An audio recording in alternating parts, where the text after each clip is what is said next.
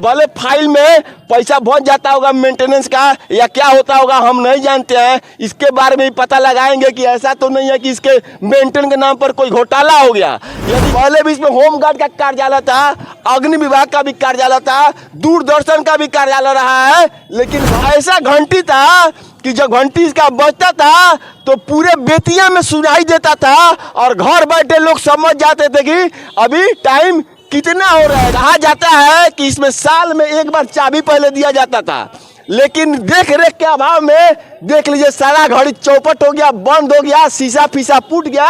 अब नमस्कार प्रणाम, मैं संजय मिश्रा। अभी आए हम बेतिया के महाराजा जो थे उनके कचहरी में, यानी बेतिया के राज कचहरी में है। किसी जमाना में इसमें राजा बैठा करते थे और उनका कचहरी चला करता था। आज इस भवन का आप लोग देख लीजिए जनाजा जा रहा है। इसी में आज भी इस बेतिया राज के देखभाल करने वाले राज्य मैनेजर बैठते हैं, जिनका चेंबर सामने है। ये एक एडीएम रैंक का अफसर होते हैं, कम से कम बीपीएस तो होना ही चाहिए। और देखिए कि स्क्रीन पर चल रहा है राज्य मैनेजर साहब का आवास, उसको भी आप लोग देख लीजिए। राज कचहरी को देख लीजिए कि इसका प्लास्टर व्लास्टर जो सब है, ये सब खत्म है। लग रहा है कि अभी भवन मेंटेन के अभाव में बैठ जाएगा। ऊपर जो दिखाई देख रहा है गोल गोल, ये राजा के समय में घड़ी हुआ करता था।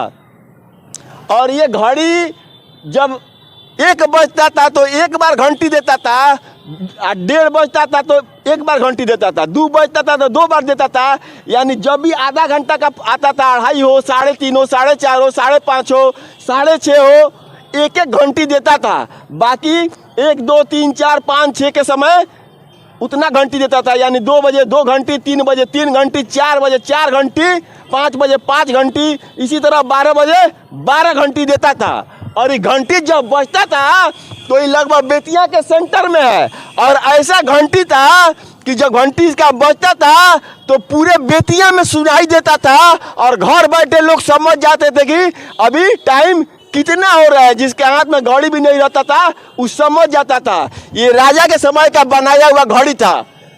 कहा जाता है कि इसमें साल में एक बार चाबी पहले दिया जाता था, लेकिन देख रेख के अभाव में देख लीजिए सारा घड़ी चौपट हो गया, बंद हो गया, शीशा फीसा फूट गया।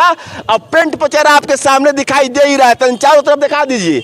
जबकि इस भवन में खुद राज्य मैनेजर बढ़ते हैं और भी 1-2 स्वास्थ्य विभाग का कार्यालय दिखाई दे रहा है। पहले भी इसमें होमगार्ड का कार्यालय था, अग्नि विभाग का भी कार्यालय था, दूरदर्शन का भी कार्यालय रहा है। लेकिन भवन हमको नहीं लगता है, हम लोग देख रहे हैं इसको लगभग 20-30 साल से इसका मेंटेनेंस नहीं हुआ है, उससे भी ज़्यादा हो गया होगा। अब भले फाइल में पैसा बच जाता होगा मेंटेनेंस का या क्या होता होगा हम नहीं जानते हैं। इसके बारे में भी पता लगाएंगे कि ऐसा तो नहीं है कि इसके मेंटेन के नाम पर कोई घोटाला हो गया। यदि घोटाला हुआ है तो महापाप है, अगर घोटाला नहीं भी हुआ है तो भी महापाप है, क्योंकि इसी बेतिया राज के संपत्ति को बचाने के लिए बेतिया के राज्य मैनेजर यहाँ बैठते हैं और इसी में उनका चेंबर है, इसी में उनका ऑफिस है। फिर भी इस राज कचहरी का दुर्दशा आपके सामने है। मेरा प्रयास रहेगा कि इसको पर्यटक स्थल के रूप में विकसित किया जाए और इसको पर्यटक स्थल बनाया जाए, ताकि दूर दूर से लोग आए तो देखें कि हाँ ये बेतिया राज का विरासत कैसा है और बेतिया राज का कचहरी कैसा है।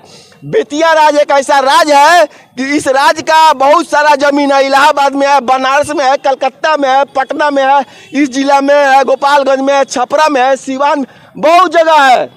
और सबके देख रेख करने वाले साहब राज मैनेजर साहब इसमें बैठते हैं और उनके कचहरी का हालत ये देख लीजिए। उनके कचहरी का जब ये हालत है तो बेतिया राज की संपत्ति को कौन कहाँ लूट रहा है, कौन कहाँ खा रहा है, कौन कहाँ बेच रहा है, इसका मालिक भगवान ही है। इसका हम सुधार का हर प्रयास करेंगे। हमारा यह प्रयास आप लोगों को कैसा लगा ये भी बताइएगा जरूर। देख लीजिए पेशाब खाना भी बन गया है, देखिए किनारे किनारे लोग पेशाब भी कर रहे हैं। ये वो कल है, वो कल चौपट है। तो इसका प्रयास कैसा लगा बताइएगा जरूर। जय हिंद, जय भी।